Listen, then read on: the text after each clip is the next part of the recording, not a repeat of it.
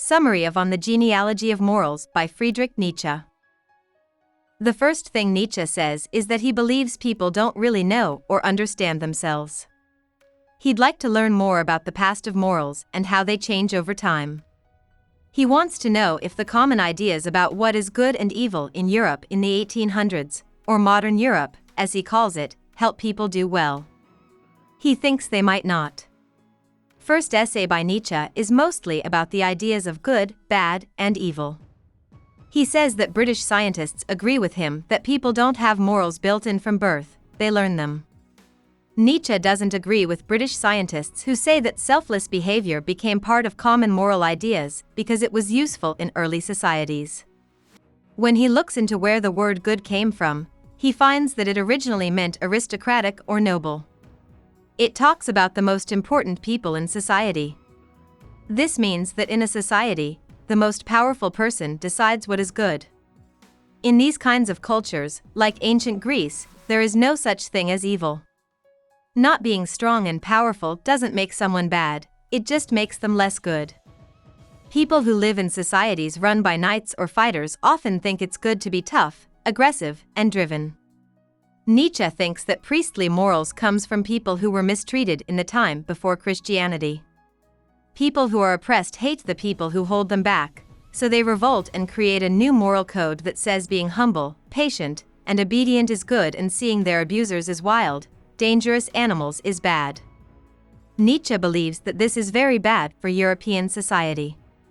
All around him in Europe, he can smell bad air coming from people who aren't doing well but are definitely going bad.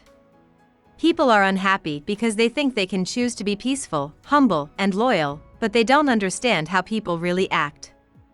Nietzsche thought that these kinds of people were lying when they said they would find bliss in heaven. He believes that researchers should look into the ideals that a society supports and consider what they're good for. Nietzsche's second essay starts with a look at promises. People who break promises need to work on developing a conscience. This makes them feel bad about breaking promises and makes them more likely to keep them. A lot of people think that having a conscience is a good thing, but Nietzsche believes that the social norms that push people to do this are based on pain, fear, and violence related to ideas of debt and credit. Nietzsche then talks about justice. He says that when someone breaks a promise, they fail to deliver on a promise, and as a result, they owe something to the person who expected to get something from them, a creditor. When someone is punished, the collector can get what they're owed in the form of physical pain. In a way, the collector gets pleasure from seeing someone suffer until the bill is paid off. Nietzsche says that being cruel is a natural human trait that makes us feel good, which is why violent parts of past celebrations were common. Nietzsche believes that people were better as people when they weren't so embarrassed by this part of their nature. Nietzsche then talks about right and wrong. He thinks this is also about getting money back for bills. In a society, people make promises to behave in certain ways. When they break those promises, the creditor, the society's legal system, gets what it wants by making the criminal suffer, which makes the people happy. Nietzsche believes that ancient societies were healthier because they came up with other ways for people to be angry and get pleasure from it. This way, people didn't have to use the legal system to punish criminals or get pleasure from being angry through a twisted idea of justice. However, Nietzsche believes that traditions don't always get better over time. It really rests on who is in charge and how they change habits, like penalties, to get what they want.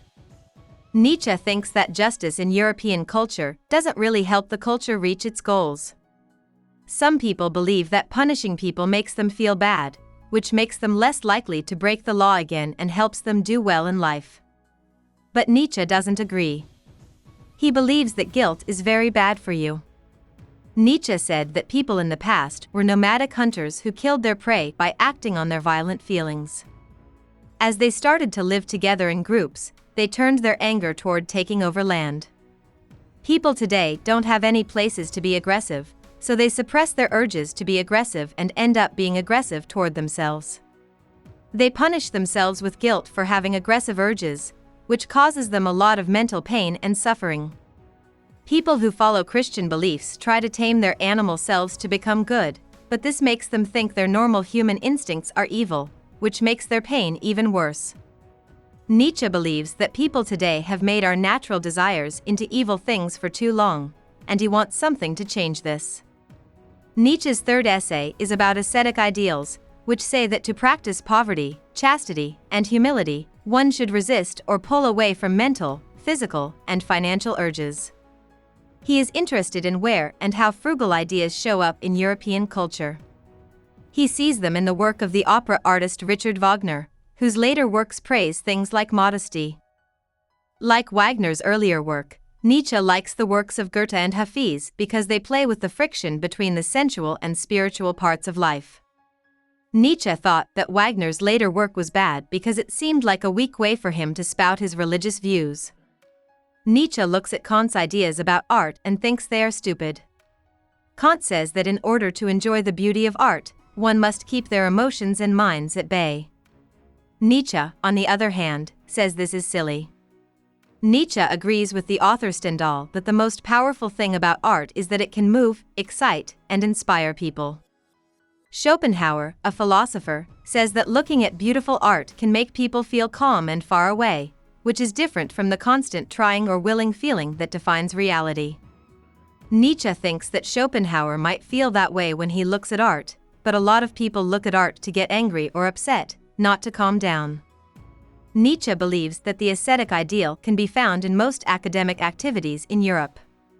Because philosophers like to think, they choose to live in solitude and avoid the things that make daily life busy. Also, they often put intellectual thought above emotional and physical functioning, seeing these as primitive. They think that taking time to think about things makes them see the world more objectively, but Nietzsche says that's not true because they're always looking at things from their own point of view. Nietzsche called people who find it helpful to remove themselves from everyday life ascetic priests. Nietzsche believes that the ascetic ideal can be seen most clearly in Christianity. He says that religious leaders want to avoid the pain of death, so they tell themselves that giving up their emotional drives, materialistic goals, and bodily needs will help them reach heaven and live forever. Nietzsche believes this is a sick way of thinking that makes European society sick.